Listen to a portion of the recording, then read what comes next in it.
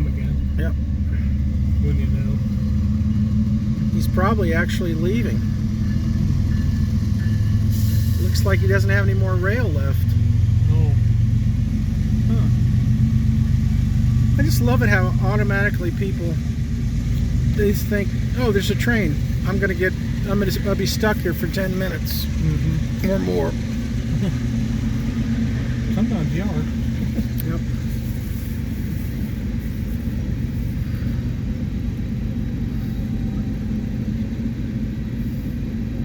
That's kind of right. The guy with the quilt van down there is still there.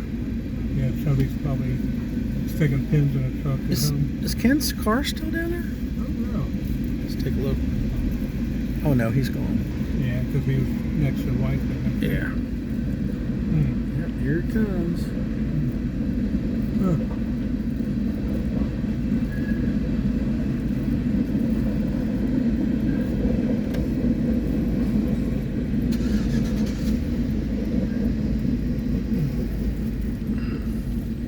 I guess it's been a while since they've changed out.